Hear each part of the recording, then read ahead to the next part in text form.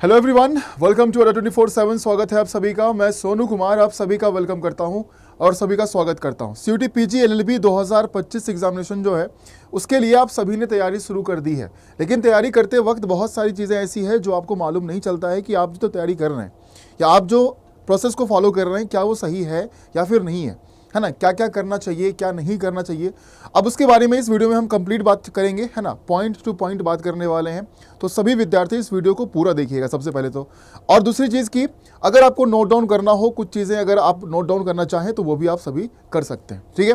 तो CUT PG LLB exam देने के बाद जो है वो एक एस्पायरिंग लॉ प्रोफेशनल आप लोग बनते हैं, है ना। आपको लॉ की डिग्री मिलती है और आपका कैरियर जो है वो कहीं ना कहीं बहुत अच्छा कैरियर जो है उसके बाद बनता है। और जो भी सीयूटी पीजी एलएलबी तैयारी कर रहे हैं, आप सभी का एक सपना होता है कि मेरा एडमिशन जो है वो डीयू और बीएचयू में हो जाए, है ना। तो इस सपने को पूरा करने के लिए हमें सही तरीका अपनाना बहुत ज़रूरी है और एक सही मेंटरशिप होना बहुत ज़रूरी है, राइट। तो चलिए आगे बढ़ते हैं और क्या कॉमन मिस्टेक्स जो है वो आपको अवॉइड करना चाहिए, जो गलती आप कर रहे हैं वो गलती आपको नहीं करना चाहिए, वो क्या क्या है उसके बारे में हम यहाँ पर एक बार जानने की कोशिश करेंगे। लेकिन उससे पहले मैं आपको बता दूं कि अगर आप चाहते हैं कंप्लीट मेंटरशिप कि आपकी तैयारी में मैं आपको कंप्लीट मेंटोर करूं, मैं आपको कंप्लीट गाइड करूं, तो आप सभी अर्जुन बैच में ज्वाइन कर सकते हैं। और यहां पर इस बैच को ज्वाइन करने के लिए जो आपको मेंटोरशिप मिलेगा वो सोनू 80 कोड पर मिलने वाला है। तो इस बैच को ज्वाइन करने के लिए जो कोड आप यूज़ करेंगे कूपन कोड में, वो सोनू 80 कोड यूज़ करेंगे तो आपको मेंटोरशिप मिल जाएगा मेरा, यानी कि मैं आपको कंप्लीट गाइड करूँगा इस पूरे तैयारी में जो कि सीयूटी पीजी एलएलबी एग्जाम की होने वाली है।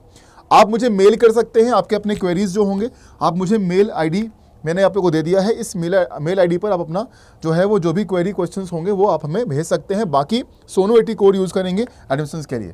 सबसे पहले क्या होता है कि बच्चा तैयारी शुरू कर देता है लेकिन यहाँ पर एग्जाम पैटर्न को वो नहीं समझता है। सबसे पहली गलती जो आप करते हैं, आप थॉरोली एग्जाम पैटर्न को समझने की कोशिश नहीं करते हैं कि एग्जाम पैटर्न है क्या और एग्जाम में क्या पूछा जाने वाला है, वो आपसे क्या डिमांड करता है ना। आपकी नॉलेज कैसी होनी चाहिए, आपका थॉट प्रोसेस कैसा होना चाहिए, वो सारी चीज़ें अगर आप नहीं जानते हैं तो आप सही तरीके से तैयारी नहीं कर पाते हैं। तो सबसे पहले एग्जाम के स्ट्रक्चर को समझिए कि क्या क्वेश्चन टाइप है, कितने टाइम आपको दिए जाते हैं एग्जामिनेशन में, कितने नंबर ऑफ क्वेश्चंस आने वाले हैं, उन सभी बातों से आप वाकिफ होना चाहिए, आपको पता होना चाहिए।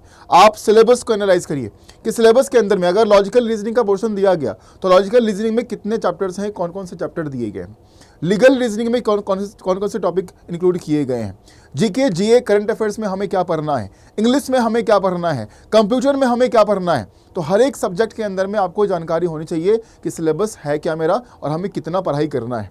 और आपको अपडेट रहना है। अपडेट रहने का मतलब ये है कि क्वेश्चन पैटर्न क्या चल रहा है, क्वेश्चन क्या डिमांड करता है ना। यह लास्ट ईयर जो पेपर कराया गया उसमें किस प्रकार के सवाल पूछे गए हैं, उन सभी बातों से भी आपको वाकिफ होना पड़ेगा, आपको अपडेट करना पड़ेगा कि एग्जाम पैटर्न में कोई बदलाव तो नहीं आ रहा है। अगर हम एग्जाम पैटर्न की बात करते हैं तो 2024 में जो पेपर कराया गया था वही एग्जाम पैटर्न आपका 2025 में भी रहने वाला है, यानी कि जो पेपर आपको मार्च 2025 में कराया जाएगा वो पेपर आपका यही रहेगा, चाहे वो लैंग्वेज कंप्रीहेंशन रहे, जनरल नॉलेज अवेयरनेस रहे, करंट अफेयर्स रहे, कंप्यूटर अवेयरनेस के सवाल रहेंगे, लॉजिकल रीजनिंग के सवाल रहेंगे, क्वांट के क्वेश्चंस रहेंगे। हर एक पोर्शन जो है वो आपका रहने वाला है। आपको पता है कि 75 क्वेश्चंस जो हैं वो यहाँ पर पूछे जाते हैं, जिसमें कि 1 घंटा 45 मिनट का समय आपको मिलता है। 300 मार्क्स का कंप्लीट पेपर कराया जाता है। एक सवाल अगर आप सही करते हैं तो 4 नंबर आपको मिलते हैं और अगर आप गलत करते हैं तो नेगेटिव मार्किंग रखा गया है, जिसमें कि -1 की नेगेटिव मार्किंग यहाँ पर रखी गई है। उसके बाद अगर हम बात करते हैं तो यहाँ पर lack of time management strategy. पहले सब्जेक्ट वाइज आप पहले क्या करेंगे, सब्जेक्ट वाइज सारे सिलेबस को देखेंगे कि सब्जेक्ट क्या क्या है, आपको जो सारे सब्जेक्ट पढ़ने हैं उसमें क्या क्या पढ़ना है उसको जानिए पहले अच्छे तरीके से। अगर आप नहीं जानते हैं तो आप अपने मेंटोर से पूछिए। जैसे अगर आप अर्जुन बैच ज्वाइन करते हो, है ना, सोनू 80 आपने कोड यूज़ किया, आपको मेंटरशिप मिल गया मेरा, तो आप हमसे समझिए, हमसे पूछिए कि सर ये सारे सब्जेक्ट हैं, हमको कैसे पढ़ना है, क्या क्या पढ़ना है, मैं आपको गाइड करूंगा सारी चीज़ें, राइट। अब यहाँ पर अगर हम बात करते हैं lack of time management strategies, आपका टाइम मैनेजमेंट जो है वो अच्छा नहीं होता है। आप तैयारी शुरू करते हैं लेकिन आपको ये पता नहीं होता है कि मुझे कितना समय किस सब्जेक्ट को देना चाहिए, उसको पता करने का भी एक तरीका होता है। अगर आप तैयारी कर रहे हैं, अगर आप सब्जेक्ट को पढ़ रहे हैं तो आप ये महसूस जरूर करेंगे कि हो सकता है कि आपकी रीजनिंग अच्छी हो जाए, आपकी रीजनिंग के क्वेश्चन सॉल्व हो रहे हैं, लेकिन ये हो सकता है कि क्वांट के क्वेश्चन सॉल्व नहीं हो रहे हैं आपसे, कंप्यूटर के क्वेश्चन आपसे नहीं बन रहे हैं, इंग्लिश कॉम्प्रिहेंशन के क्वेश्चन आपसे नहीं बन रहे हैं, जीके के पोर्शन आपसे नहीं बन रहे हैं। तो अगर कोई पोर्शन ऐसा है जो आपसे नहीं बन पा रहा है तो उसका थोड़ा सा ज़्यादा टाइम देंगे, है ना। तो आप थोड़ा सा प्रायोरिटी मेंटेन करेंगे कि भाई अगर कोई सब्जेक्ट मेरा वीक है तो उसको मैं ज़्यादा समय दूं, उसको थोड़ा ज़्यादा समय दूं, उसको ज़्यादा पढ़ूं, राइट। तो ये करना पड़ेगा आपको, राइट। आपको प्रैक्टिस करना पड़ेगा, आपको अपनी स्पीड बढ़ानी पड़ेगी, ठीक है। अगर आप रिवीजन ही कर रहे हैं तो रिवीजन के तौर पर आप रिवीजन हम क्या करते हैं, जो सेलेक्टिव चीज़ें हैं उसको हम रिवाइज करते हैं, ना कि हम पूरा फिर से पढ़ते हैं। पूरा फिर से पढ़ने को हम रिवीजन नहीं कहते हैं। सबसे पहली डाउट मैं आपको क्लियर कर दूं, आप जो सेलेक्टेड चीज़ें पढ़ेंगे उसको आप रिवीजन कहते हैं, जो आपको एग्जामिनेशन में आएगा, राइट। वो सारी बात आपको पता होनी चाहिए, नहीं पता है आई विल गाइड यू, है ना। तो उसमें दिक्कत नहीं है। हमें सिर्फ वो बच्चा चाहिए, वो बच्चा हमारे पास आए, तैयारी करे, है ना, जो ये सपना लेके बैठा हुआ है कि उसका रिजल्ट चाहिए इस बार, उसका एडमिशन DU और BHU में हो जाए, ठीक है। तो आप कर पाएंगे सारी चीज़ें। तो जहाँ पर दिक्कत है, जहाँ पर वीकनेस है, आप उसको समय दीजिए, अपने मार्क्स को उसमें स्कोर कराइए, है ना, उसका नॉलेज बढ़ाइए, आप प्रैक्टिस करो, मॉक्स दो, तब जाकर वो एग्ज़ाम में क्या होगा, नंबर बढ़ेगा आपका। और नंबर कितना चाहिए आपको पता है, 300 नंबर का पेपर अगर कराया जा रहा है तो आपको DU और BHU में एडमिशन चाहिए तो 215, 220, 225 नंबर लेकर आना पड़ेगा, तब जाकर एडमिशन आप DU और BHU में ले पाएंगे, है ना। और वो भी अकॉर्डिंग टू जो भी कैटेगरी बनाया गया उस कैटेगरी के अकॉर्डिंग जो है वो कट ऑफ डिसाइड होता है। तो 215, 220 तो आप लेकर चले कि उतना नंबर तो आपको लेकर आना है according to the previous record of 2024। 2024 में जो है, जो टॉपर है वो 285 मार्क्स लेकर आया है, 285 नंबर। और DU में एडमिशन जो हुआ 215, 220, 210 नंबर जिनके रहे हैं उनके एडमिशन्स हुए हैं, ठीक है। तो आपको ये करना पड़ेगा। और सारी चीज़ों के लिए तैयारी करना आसान है, लेकिन मेंटरशिप ज़रूरी है। मेंटरशिप अगर नहीं है आपके पास तो थोड़ा सा आप लैग कर सकते हैं, पीछे पड़ सकते हैं, ठीक है।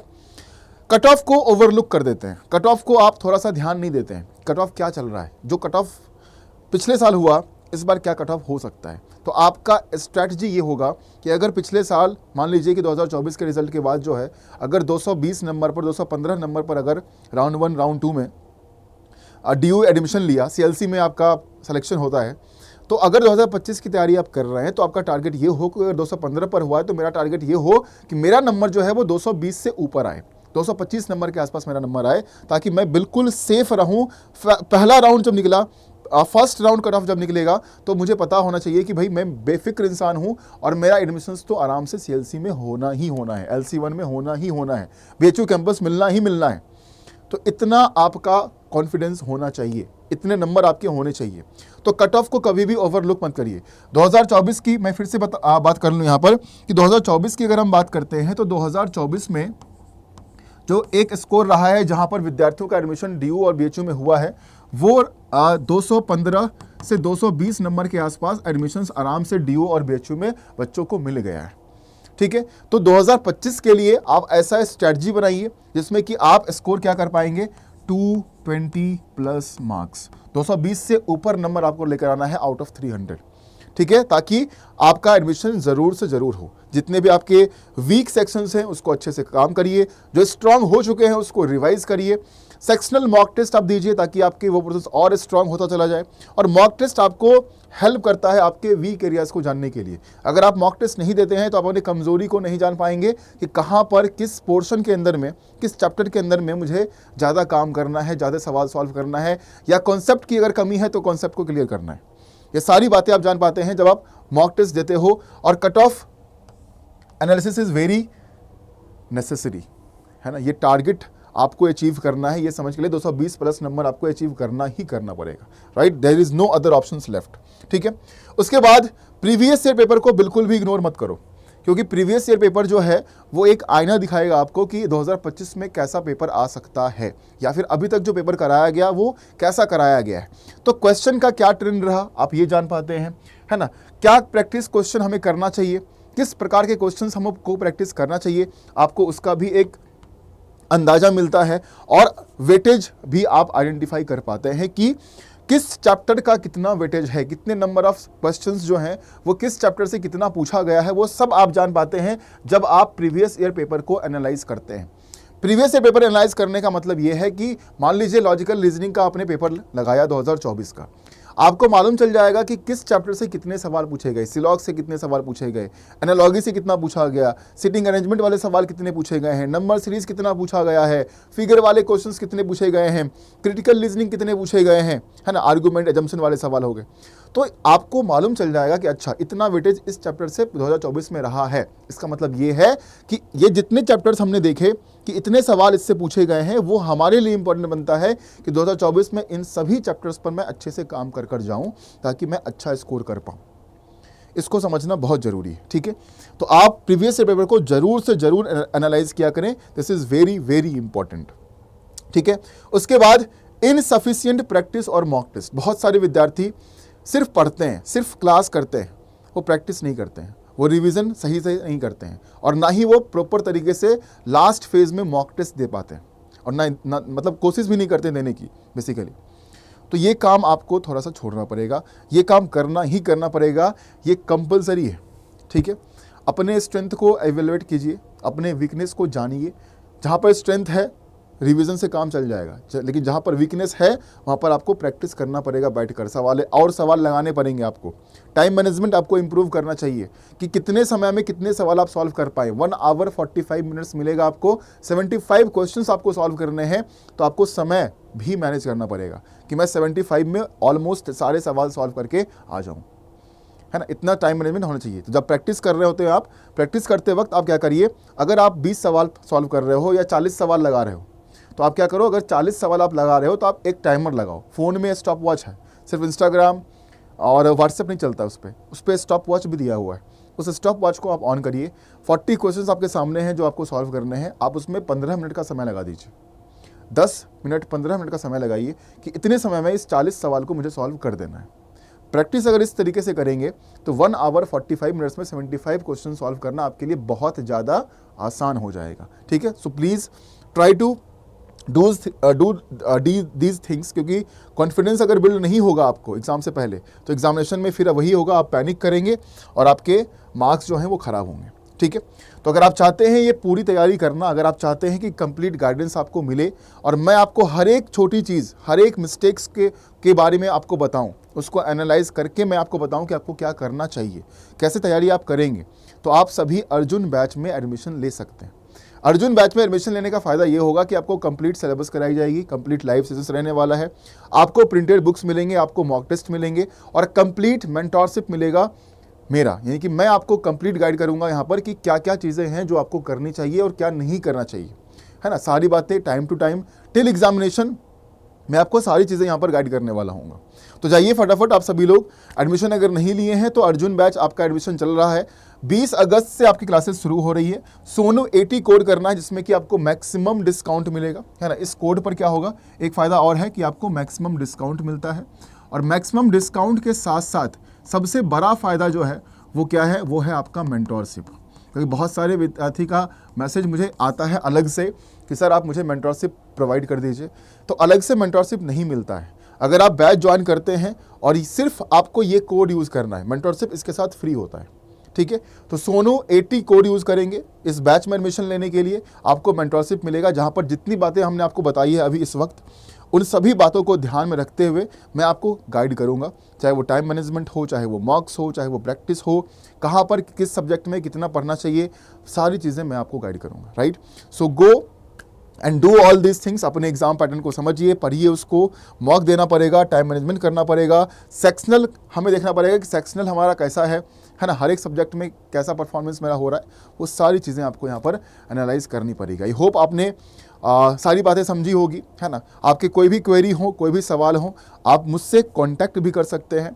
टेलीग्राम चैनल है रीजनिंग बाय सोनू के नाम से, रीजनिंग बाय सोनू के नाम से टेलीग्राम चैनल है, आप जाकर ज्वाइन कर लें। वहाँ पर आपको मेरा कॉन्टैक्ट डिटेल्स मिल जाएगा, आप मुझे कॉन्टैक्ट कर पाएंगे, ठीक है।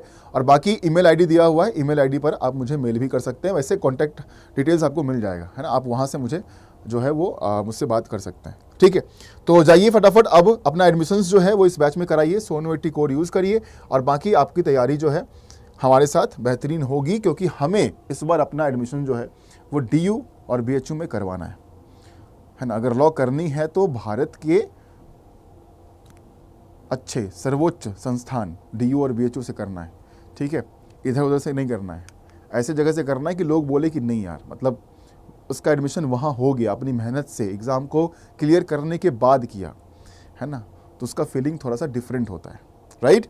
चलिए मिलते हैं आप लोगों से बाकी क्लासेस में, है ना, और पढ़ते रहिए, तैयारी करते रहिए, कभी कुछ डाउट हो पूछ लिया करिए। ठीक है, thank you so much, have a good day, take care.